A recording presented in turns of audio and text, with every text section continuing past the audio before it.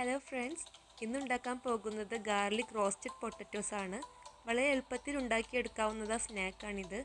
ഇതെങ്ങനെ ഉണ്ടാക്കാമെന്ന് നോക്കാം.